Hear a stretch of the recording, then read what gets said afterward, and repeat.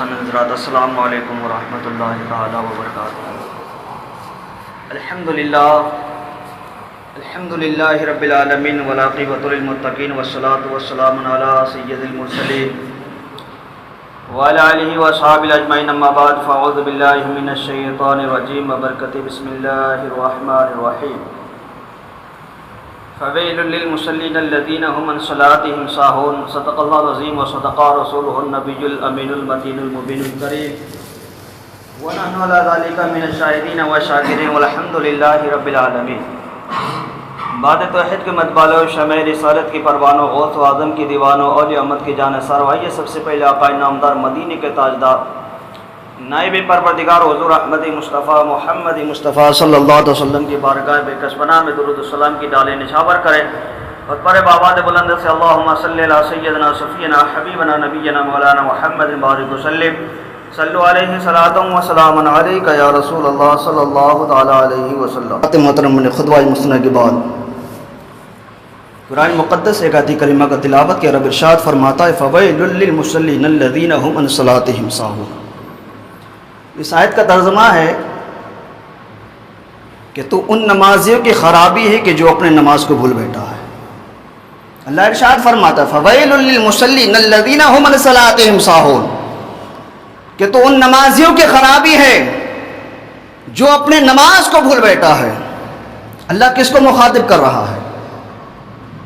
اللہ کس کو مخاطب کر رہا ہے کہ ان نمازی کے خرابی؟ وہ کون سا نمازی ہے؟ کون سا نماز ہے جس کے تو خرابی ہے؟ جو نماز نہیں پڑھتا ہے اس کے بعد چھوڑ دو، وہ الگ ہو گیا۔ جو نماز پڑھتا ہے یہ نقطہ الگ ہو گیا۔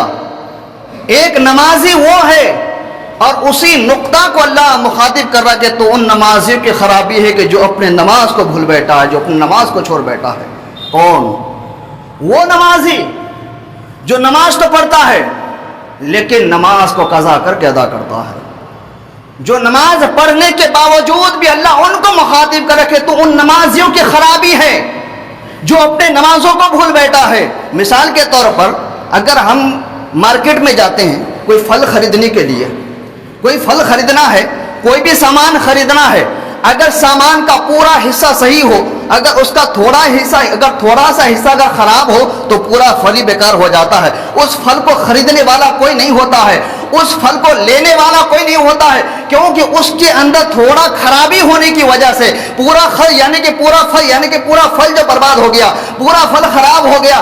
اب وہ جو اصل قیمت میں جو بیچنے والا تھا، جو اصل قیمت میں اس کو فروخت کرنے والا تھا، اب وہ اصل قیمت میں وہ بکنے والا نہیں ہے، اصل قیمت میں اب وہ کوئی لینے والا نہیں ہے، کیونکہ اس کے اندر تھوڑی سی خرابی کیا آ گیا؟ وہ پھل ہی اب تو یعنی کہ وہ پھل تو اب تو کوئی لینے والا نہیں ہے، اس پھل کو اب کوئی خریدنے والا نہیں ہے۔ اسی طرح سے نماز کے بارے میں کہا گیا ہے کہ جو نماز کو بھول بیٹھا ہے اس کو چھوڑ دو، جو نماز پڑھتا ہے، جو نماز کو قضا کرتا ہے، اور قضا کرنے کے بعد جب اس کو ادا کرتا ہے اللہ ان کو مخاطب کرتا ہے فویل للمصلین الذین هم عن صلاتهم ساہون، کہ تو ان نمازیوں کی خرابی ہے جو اپنے نماز کو بھول بیٹھا ہے۔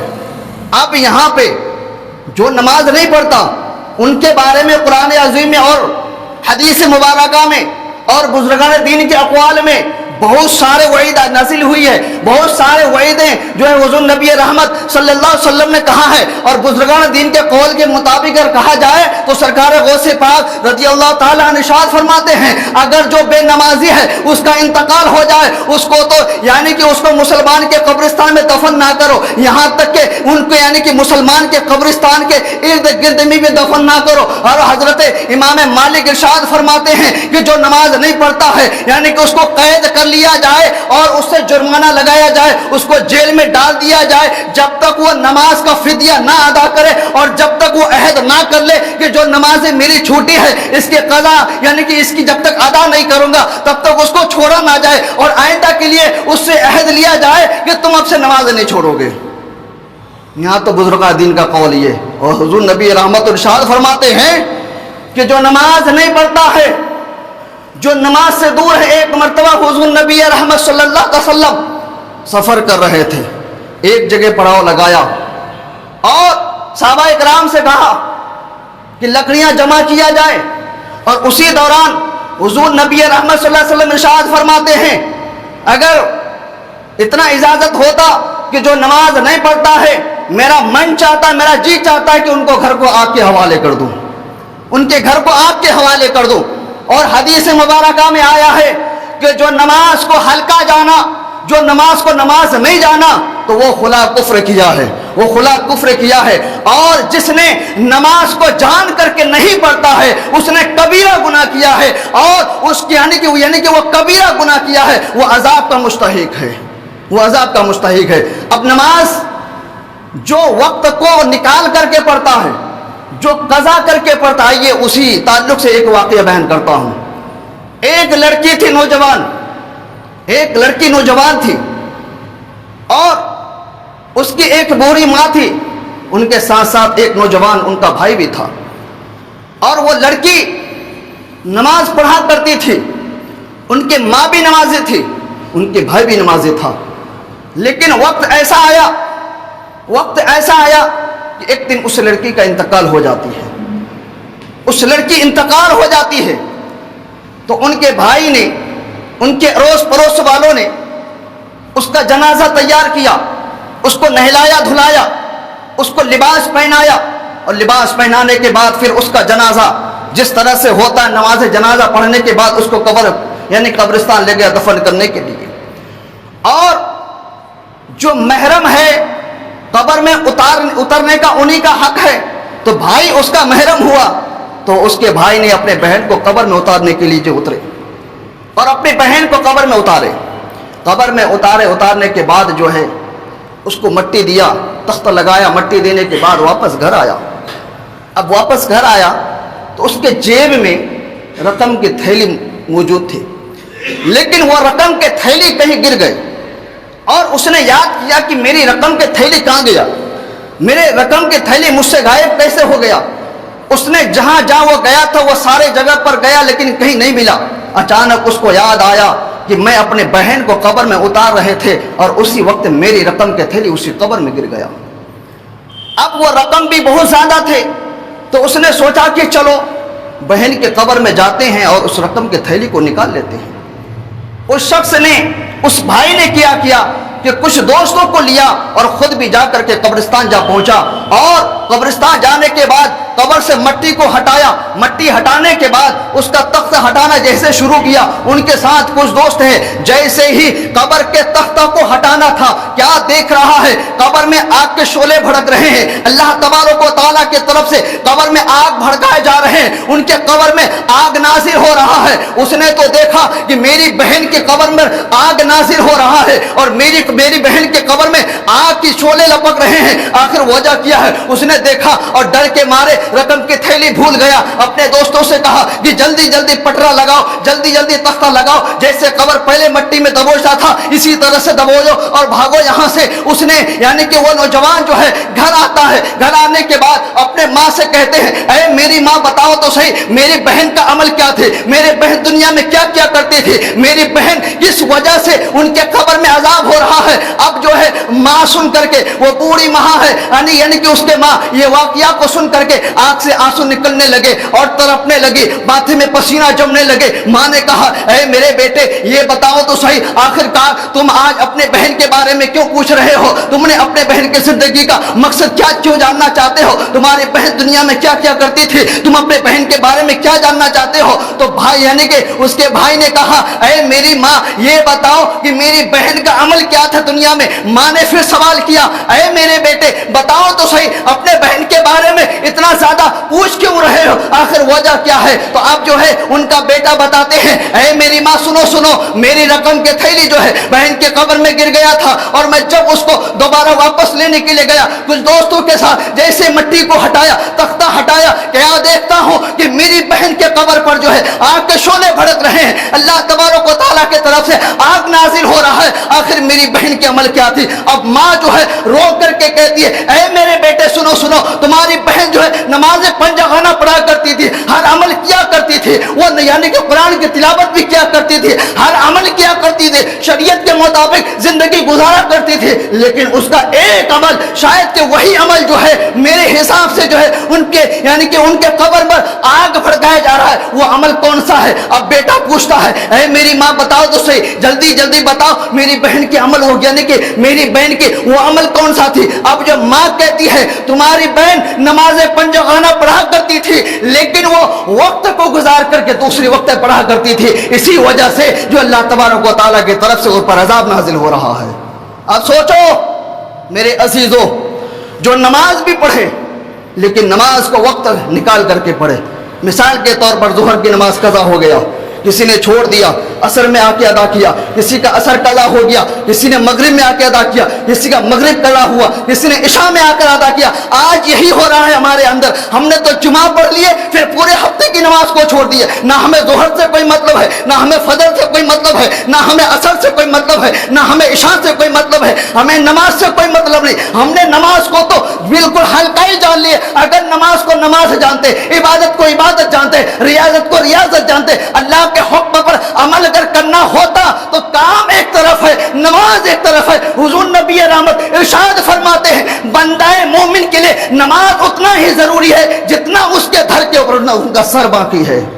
بندہ مومن کے لیے جتنا ہمارے یہ دھر ہے اور جتنا یہ سر ضروری ہے نا، اتنا ہی نماز ہمارے لیے ضروری ہے، لیکن ہم نے چھوٹی چھوٹی کاموں کو بہانہ بنا دیے، چھوٹی چھوٹی طبیعت خراب ہو گیا بہانہ لگا دیے، دوستوں کو وہاں جانا ہے بہانہ لگا دیے، کہیں دعوت میں جانا ہے بہانہ لگا دیے، باہر بیٹھ کر کے پب جی کھیلنا۔ نوجوانوں میں یہ اکثر بیماریاں پائے جا رہے ہیں، نوجوانوں کے اکثر یہ موبائل جو ہے، یہ سوشل میڈیا جو ہے ہمارے زندگی میں عذاب بن کر کے آیا ہے، ہمارے نوجوانوں کی زندگی میں عذاب بن کے آیا ہے۔ نوجوان تو بہت دور کی بات ہے، جو بڑے بوڑھے ہیں جن کی عمر جو ہے 70-80 سال ہو چکا ہے، آج اس کے پاس بھی ملٹی میڈیا موبائل ہے، آج بھی وہ بھی سوشل میڈیا سے جڑا ہوا ہے، وہ بھی فیس بک واٹس ایپ انسٹاگرام سے جڑا ہوا ہے، یعنی کہ انہی کی وجہ سے وہ نماز کو چھوڑ رہا ہے، وہ سیریل لگا کر کے بیٹھا ہوا ہے، وہ میچ دیکھ رہا ہے کہ انڈیا پاکستان کا میچ میں کون جیت رہا ہے، انگلینڈ کے میچ میں کون جیت رہا ہے، فلاں کے میچ میں کون جیت رہا ہے۔ وہ میچ کو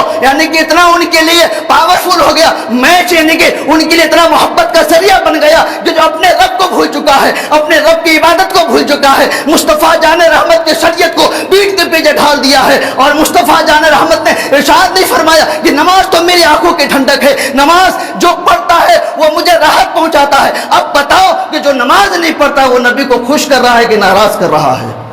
فیصلہ کرو۔ کہنا ہمارا کام ہے، فیصلہ تو ہم آپ کے اوپر چھوڑ رہے ہیں۔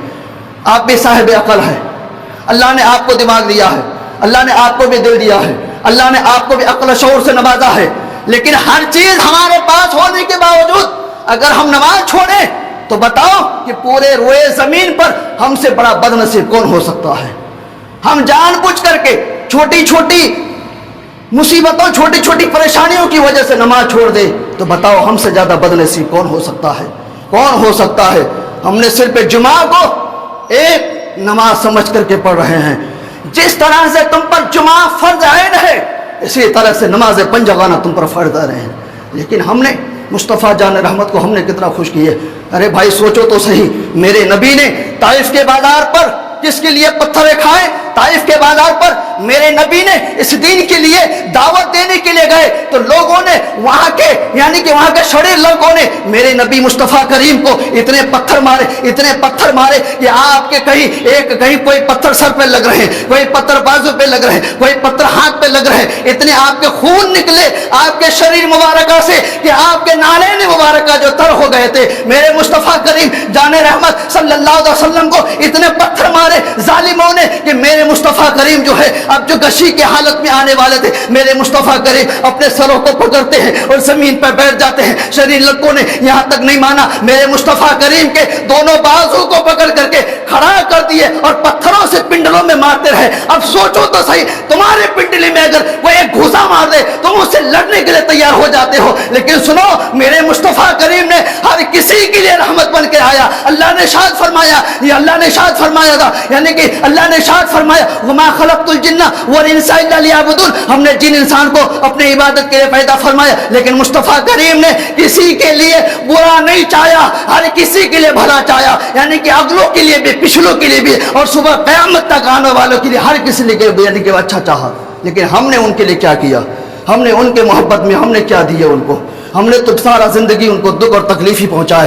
ہم نے تو ان کو سارا زندگی ان کو جو ہے ان کی آنکھوں کو کبھی ہم نے تو ٹھنڈک بھی نہیں پہنچائے, ان کے سینوں کو کبھی ہم نے تو راحت نہیں پہنچائے. مصطفیٰ کریم کا ہی تو فرمان ہے, حدیث مصطفیٰ ہے نا, کہ جو میں یعنی کہ جو بندہ مومن نماز پڑھتا ہے, جو سجدہ کرتا ہے, جو میرے محکمات پر چلتا ہے, جو میں نے نظام بنایا 1450 سال پہلے مدینے کے یعنی کہ چھوٹی والی چٹائی پر بیٹھ کر کے میرے مصطفیٰ نے جو نظام بنایا تھا, آج آپ خود فیصلہ کرو کہ مصطفیٰ کریم کے اس نظام پر کتنا لوگ چل رہے ہیں, کتنا لوگ چل رہے ہیں. تو میرے عزیزو, اصل نماز ہمارے لیے سب چیز نماز ہے ہمارے لیے. دنیا تو چند دن کی ہے, دنیا تو چند گھنٹے کے لیے ہے. اس دنیا کے رنگین ہواؤں میں اپنے زندگی کو ہم ضائع کر رہے ہیں. ہم اپنے سانسوں کو ایسے ضائع کر رہے ہیں کہ جیسے یعنی کہ گرمی میں کوئی برف کا سلی اگر رکھ دیا جائے دھوپ میں, وہ سلی جس طرح سے بہ رہا ہے, جس طرح سے پگھل رہا ہے, اسی طرح سے ہمارے یہ سانس بھی نکل رہا ہے. سمرقند کی بازار میں ایک بزرگ جو ہے ایک بزرگ جو ہے پٹھے میں رکھ کر کے برف پہ سلی بیچ رہا تھا, آواز لگا رہا تھا, ہے کوئی میرا مال لینے والا, ہے کوئی میرا مال لینے والا, اگر میرا یہ مال کوئی نہیں لے گا تو میرا راس المال بھی ختم ہو جائے گا. جو میں نے خرید کر کے اس برف کو لے کر کے آیا تھا, جو میں مال لگایا تھا, وہ بھی ہمارا نقصان ہو جائے گا. ہے کوئی خریدنے والا, ہے کوئی خریدنے والا. کوئی آواز یعنی کہ وہ بزرگ آواز لگا رہا تھا. دو بزرگان دین جو بڑے عالم دین تھے, وہ بھی سمرقند کے بازار سے گزر رہے تھے. جب اس نے یہ آواز سنا تو یعنی کہ افسوس کرنے لگا, اور والعصر ان الانسان کا اس کو معنی سمجھ نہیں آ رہا تھا. اس نے سمجھ گیا کہ والعصر ان الانسان کا معنی آج ہمیں اچھی طرح سے سمجھ میں آ گیا. انسان ہر وقت خسارے میں, انسان ہر وقت نافع میں, انسان ہر وقت نقصان میں ہے. آج یہ بندہ خدا برف کی سلی کو یعنی کہ پٹھے میں رکھ کر کے دھوپ کے نیچے یہ بیچ رہا ہے اور کہہ رہا ہے اگر یہ میرا مال کوئی نہیں لے گا تو میں خسارے میں ہوں, میں نقصان میں ہوں, یعنی کہ میں برباد ہو جاؤں گا.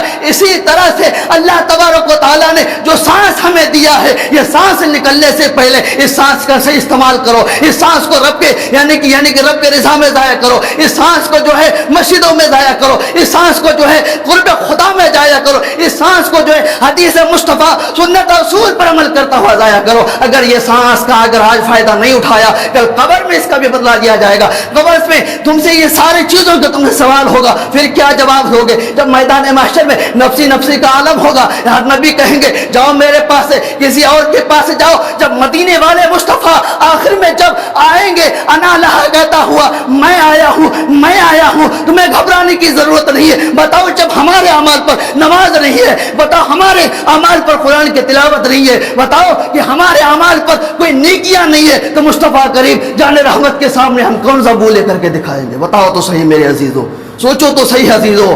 ہم نے نماز کو تو ویسے چھوڑ دیے, ہم نے قرآن کو تو ویسے چھوڑ دیے. آج قرآن کو ہم بازار سے ہدیہ کر کے لیتے ہیں, کیا کرنے کے لیے؟ گھر میں رکھنے کے لیے, الماریاں سجانے کے لیے, تاکہ کوئی مہمان آئے بعد سے تو اس کی بھی نظر پڑے تو اس گھر کے لوگ قرآن پڑھتا ہوگا. لیکن اصل حالات میں دیکھا جائے, اصل گہرائی میں جایا جائے, ان کے اصل زندگی میں اگر پاؤں رکھا جائے تو قرآن سارا سال ویسے ہی سجا رہتا ہے, سارا سال ویسے سجا رہتا ہے. لیکن ہمارے گھر میں ایک ٹی وی بھی الماری میں رکھا ہوا ہے, وہ ٹی وی یعنی کہ وہ ٹی وی صبح شام کھول رہا ہے. لیکن قرآن ایسی کتاب ہے, نہ ہمیں اس کو کھولنے کے لیے ہمارے پاس ٹائم ہے, نہ اس کو دیکھنے کے لیے ہمارے پاس وقت ہے, نہ اس کو پڑھنے کے لیے یعنی کہ اس کو پڑھنے کے لیے ہمارے پاس کوئی وقت ہے. عزیزو آؤ پلٹ کے رب کی بارگاہ کی طرف, اے عزیزو آؤ پلٹ کر کے مصطفیٰ کریم صلی اللہ علیہ وسلم کی سنت پر عمل کرو. اے عزیزو آؤ شریعت مصطفیٰ پر عمل کرو.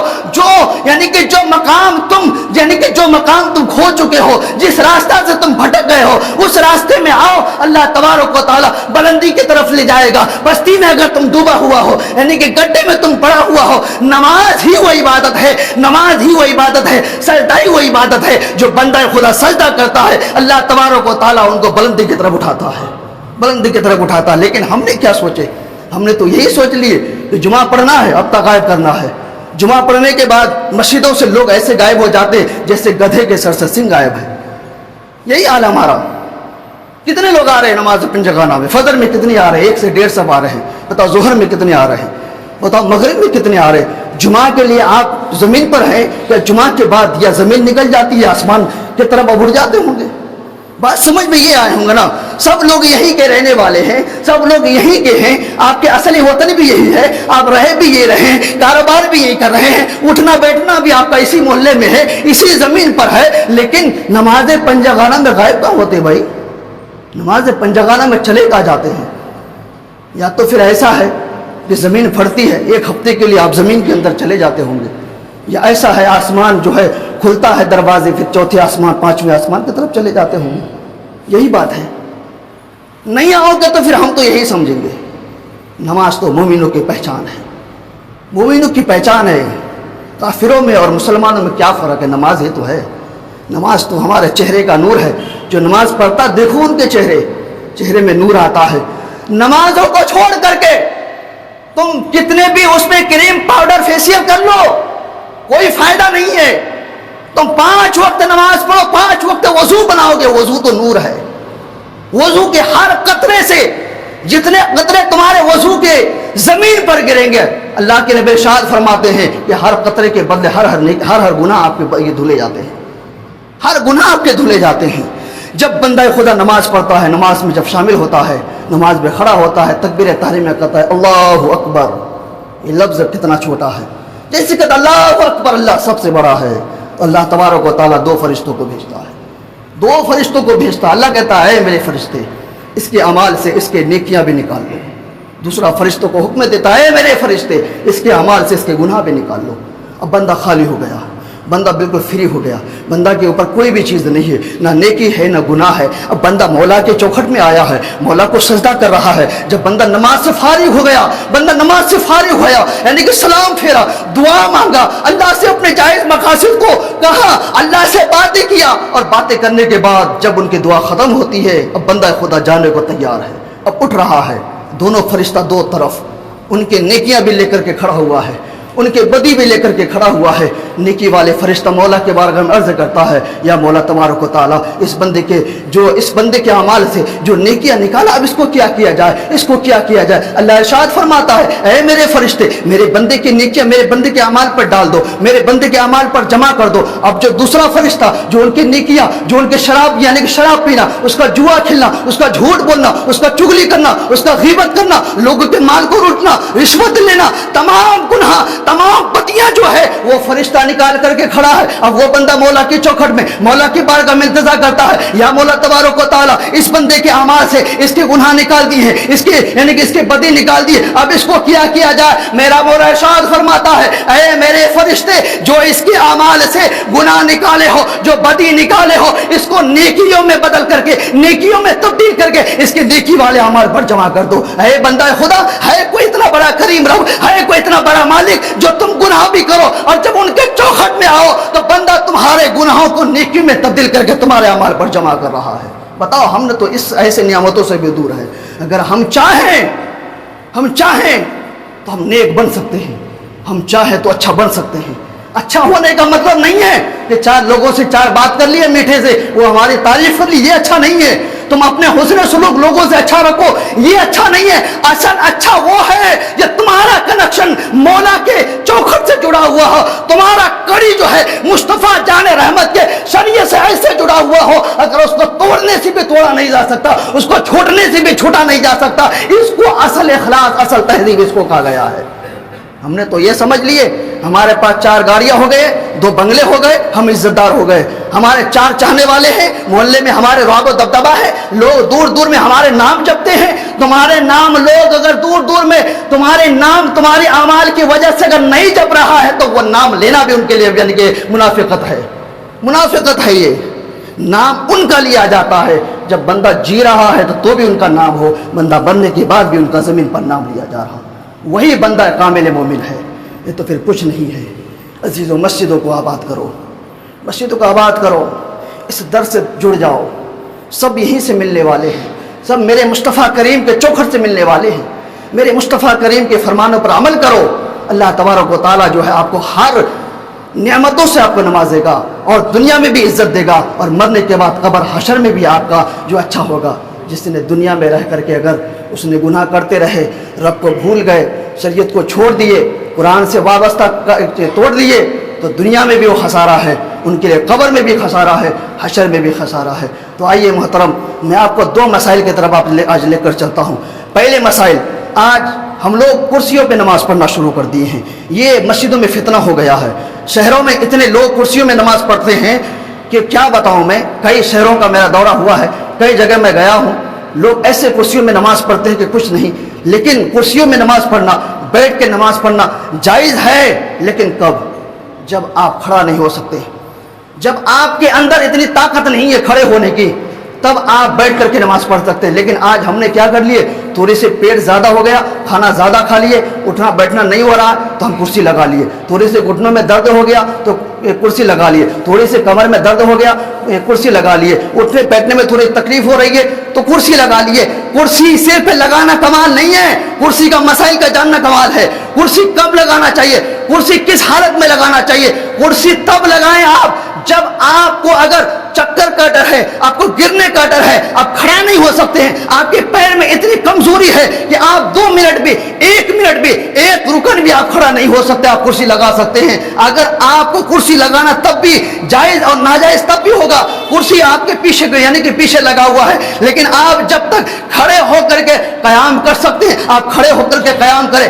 آپ اگر امام نے الحمد شریف پڑھا، الحمد شریف پڑھنے کے مطابق یا صرف الحمدللہ رب العالمین اتنے ہی تک اگر آپ کھڑا ہو سکتے ہیں، اتنے تک آپ کھڑا رہیں۔ پورے الحمد سننے کی قابلیت آپ کو اگر کھڑا ہونے کی طاقت ہے، چکر نہیں آ رہا ہے، گرنے کا ڈر نہیں ہے، تب بھی آپ کھڑا ہو کے نماز پڑھ سکتے ہیں۔ ہاں، جب آپ کو اگر گرنے کا ڈر ہے، خطرہ ہے، تو آپ پھر بیٹھ جائیں۔ اسی طرح سے ایک رکعت نماز آپ کھڑے ہو کر پڑھے ہیں، دوسری رکعت میں آپ سجدے یعنی رکوع میں ہیں یا سجدے میں ہیں، اب سجدے سے آپ اٹھ رہے ہیں، آپ کو لگ رہا ہے کہ اب میں گرنے والا ہوں، اگر میں قیام کروں گا تو گر جاؤں گا، چکر آ رہا ہے، طبیعت علیل ہے، طبیعت خراب ہے، تو آپ کو پھر شریعت اجازت دیتے ہیں تو آپ پھر وہیں سے بیٹھ کر کے نماز پڑھیں، آپ پر سجدہ سیو بھی لازم نہیں ہوگا۔ آپ کی نماز جس طرح سے آپ کھڑے ہو کر پڑھتے تھے اسی طرح سے آپ کو ثواب مل جائے گا، اسی طرح سے آپ کے لیے شریعت حکم ہے۔ لیکن ہم نے تو تھوڑی سی درد، تھوڑی سی تکلیف، تھوڑی سی مصیبت کو ہم نماز کے لیے بھی نہیں جھیل سکتے ہیں۔ نماز سے باہر چلے جائیں، مسجد سے باہر چلے جائیں، ہوٹلوں میں ہم صحیح بیٹھ جائیں گے، یعنی کہ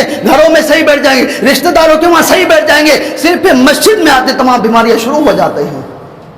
یہ کرسی کا بوال ہے۔ کرسیوں کو تب لگاؤ جب عذر ہو، بغیر عذر کے جس نے اگر کرسی میں بیٹھ کے نماز پڑھا، شریعت کہتی ہے کہ اس کی نماز ہی نہیں ہوئی، اور جتنے نماز اس نے بغیر عذر کے اگر بیٹھ کر کے ادا کیا، اس کا دہرانا واجب العادا ہے، ان کے لیے واجب العادا ہے، دوبارہ اس کی قضا کرنی پڑے گی۔ دوسرا مسائل کی طرف آئیے، مختصر بتا رہا ہوں، تفصیلی سننا ہے تو عشاء کے بعد بیٹھیے، بار بار کہتا ہوں میں، عشاء کے بعد بیٹھیں گے تو آپ کو ہر چیز کا علم ہوگا، ہر مسائل آپ کو تفصیل سے بتائے جائیں گے۔ ایک مسائل 2-2 3-3 دن لگتا ہے بتانے میں، یہ تو مختصر بتا رہا ہوں میں۔ آئیے تکبیر اور اذان کی طرف۔ اذان کون کہہ سکتا ہے؟ اب یہاں میں دیکھ رہا ہوں جب سے آیا ہوں، اذان کوئی اور کہتا ہے، پتہ نہیں اذان دینے والا کون ہے۔ تکبیر کوئی آ کے آیا سیدھا وضو بنا کے تکبیر اللہ اکبر اللہ اکبر کہنا شروع ہو گیا، یہ حال ہے۔ تکبیر کے لیے، اذان کے لیے باشرہ ہونا ضروری ہے۔ آج بتاؤ اتنے لوگ ہیں سنت رسول کوئی کتنے رکھے ہوئے ہیں؟ ہمیں تو اتنی بھی نصیب نہیں ہے، ہمارے اندر اتنی طاقت، اتنی ضرورت بھی نہیں کہ ایک مشت داڑھی بھی بڑھا لیں ہم لوگ۔ ہم تو شریعت سے اتنا پیٹ کے پیچھے چلے گئے، ہم شریعت تو اتنا دھکیل دیے پیٹ کے پیچھے، ہم نے شریعت سے اتنا اپنے زندگی کو، اپنے آپ کو اتنا دور رکھے کہ ایک مشت داڑھی بھی نہیں رکھ سکتے ہم، صحیح ڈھنگ سے اسلامی لباس بھی نہیں پہن کر کے آتے ہیں۔ کوئی ہاف آستین میں آ رہا نماز پڑھنے کے لیے، ہاف آستین میں بھی نماز جائز ہے کب؟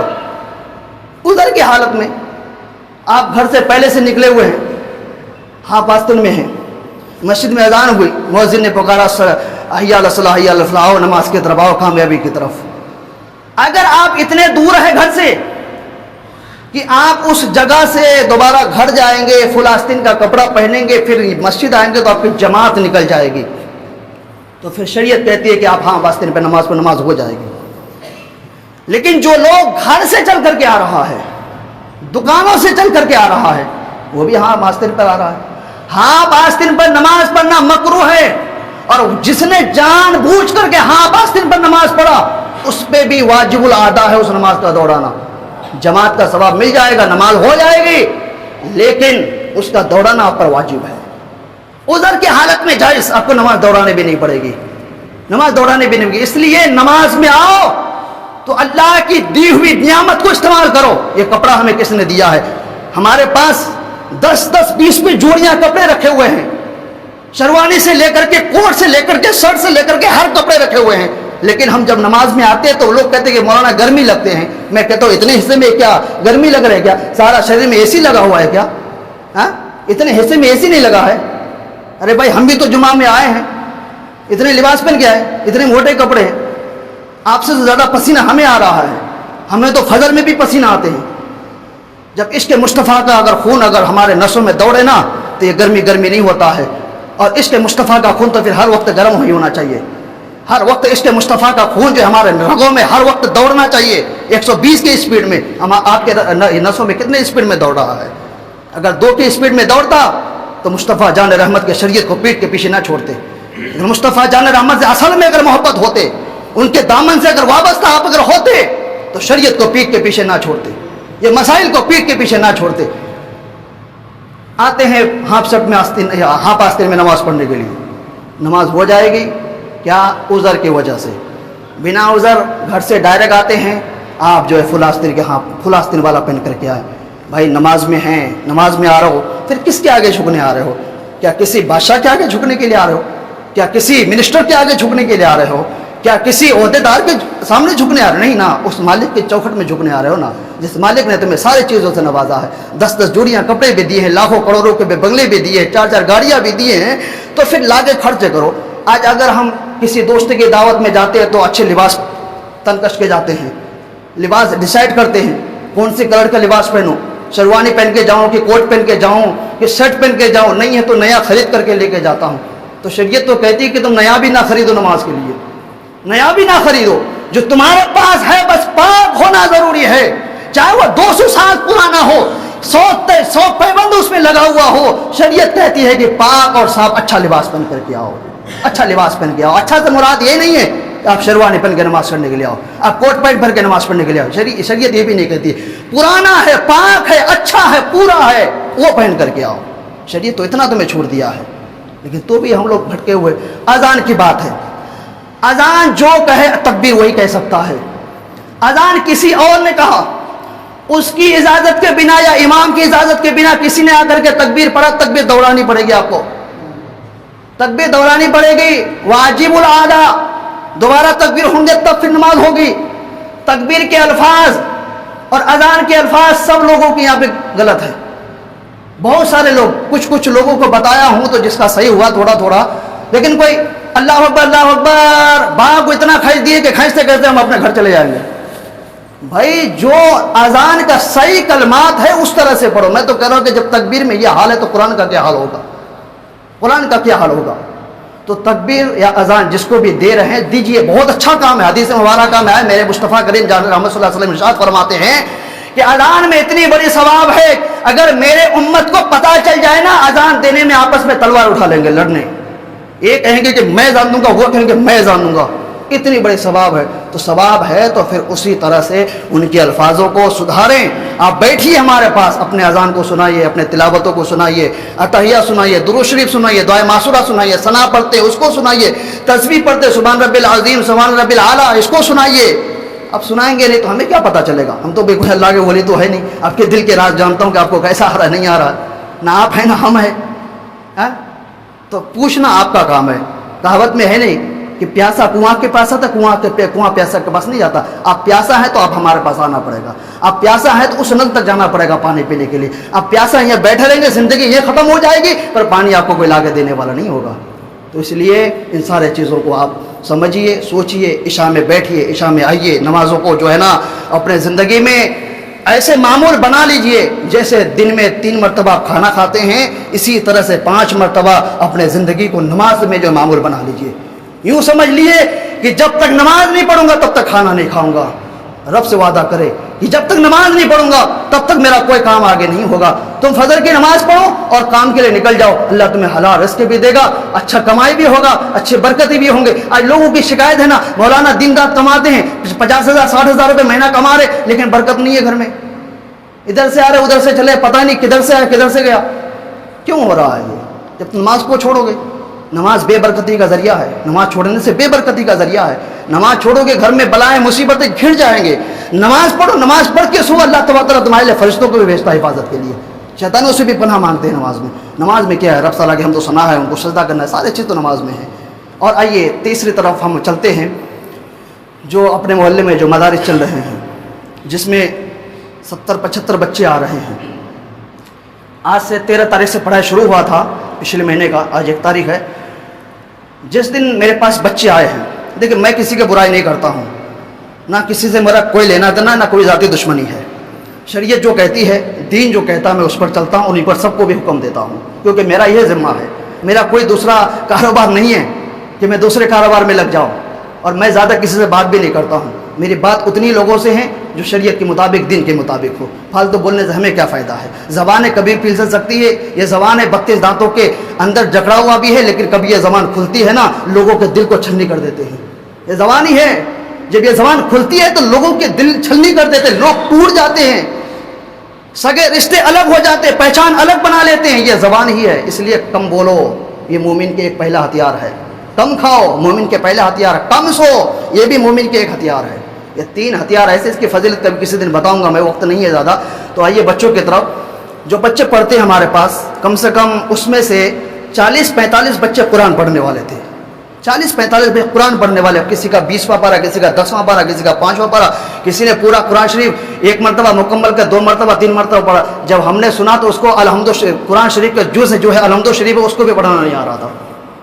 قرآن پڑھنے میں 1 حرف پر 10 نیکیاں ملتے نا, 12 سنے ہوں گے ہم سے پہلے, ہزاروں مرتبہ, کروڑوں مرتبہ. ہر حرف پر 10 نیکیاں ملتے کہ نہیں ملتے ہیں؟ اس کا الٹا بھی تو ہے, اس کا الٹا بھی تو ہے. غلط پڑھو گے تو 10 گنا بھی تو ملے گا. قرآن کو صحیح سمجھ کر کے تلفظ کے ساتھ پڑھا کرے. کہاں کھینچنا ہے, کہاں بٹھانا ہے, کہاں چھوڑنا ہے, کہاں کیا کرنا ہے. میں نے اس دن بتایا تھا, درس سے میں بار بار بتاتا ہوں کہ قرآن پڑھنے سے پہلے الف سے لے کر یا تک جو پڑھے جاتے, کچھ حرف ایسے جو ایک جیسا نکلتے آواز, لیکن آپ چاہیں گے اپنے منہ میں اسی 32 دانت کے اندر اور زبان بیچ میں, یہی زبان جو ہے آپ کا جو ہے یعنی کہ حلق سے لے کر کے دانت کے کنارے تک, اور ہونٹ کے جڑ سے لے کر کے ہونٹ کے باہری حصہ تک, یہ 26 حرف نکلتے ہیں.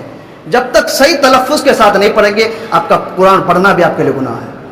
قرآن پڑھنا بھی آپ کے لیے گناہ ہے. قرآن پڑھو, اچھا پڑھو, اپنے بچوں کو اچھا تعلیم دو, مصطفیٰ جان رحمت کی شریعت پر چلاؤ, کیونکہ ہمارے نسل بگڑ چکی ہے, ہمارے نسل برباد ہو چکے ہیں. آنے والے نسل کا خیال کرو. کسی شاعر نے کہا کہ بنجر زمین میں اگر بارش نہ ہو تو فصلیں برباد ہو جاتی ہے, جس گھر میں دین نہ ہو تو نسلیں برباد ہو جاتی ہے.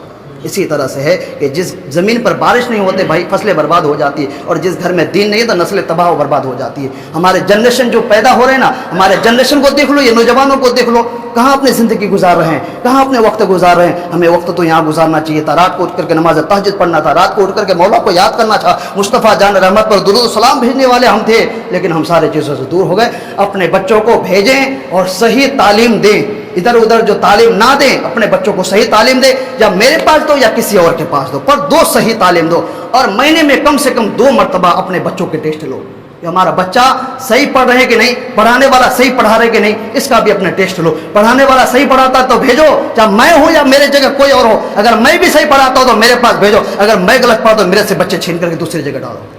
یہی ہمارا مقصد ہے. اللہ تبارک تعالیٰ سے دعا ہے کہ ہم سب کو اہدنا الصراط المستقیم, شریعت مصطفیٰ سنت رسول پر عمل کرنے کی توفیق رفیق عطا فرمائے. ہم سب کو نماز 5 جگہ با جماعت ادا کرنے کی توفیق رفیق عطا فرمائے. وصلی اللہ تعالی علی خیر خلق نور عرشہ محمد و آلہ و صحبہ اجمعین برحمتک یا ارحم الراحمین. السلام علیکم ورحمۃ اللہ.